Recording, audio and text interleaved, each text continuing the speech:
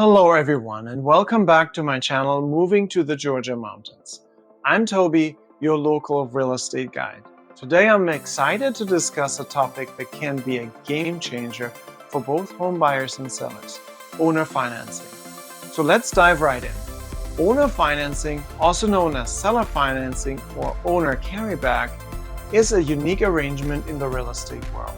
In a traditional home purchase, the buyer secures a mortgage loan from a bank or lender to cover the full purchase price or entirely uses their own cash. However, in owner financing, the seller of the property takes on the role of the lender and provides the financing directly to the buyer. One of the primary advantages of owner financing is increased accessibility for potential buyers.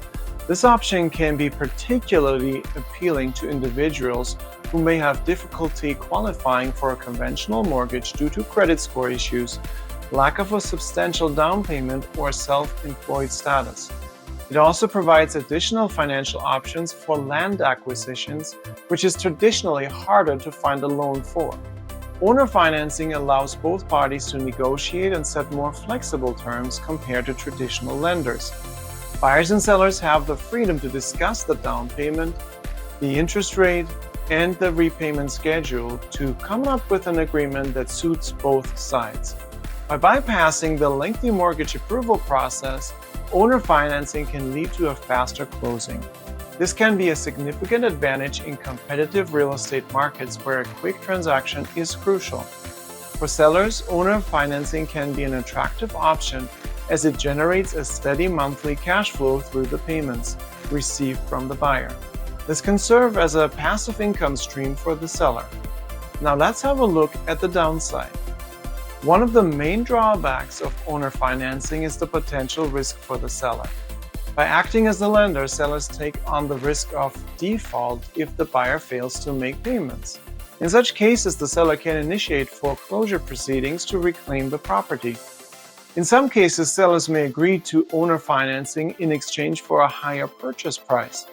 This can be a disadvantage for buyers who end up paying more for the property compared to its market value.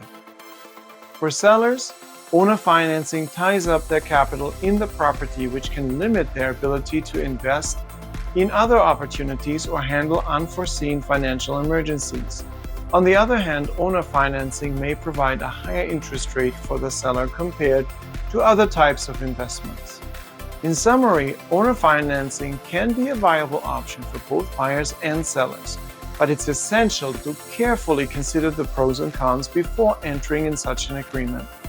Buyers should assess their ability to make regular payments, while sellers should evaluate their risk tolerance and financial goals.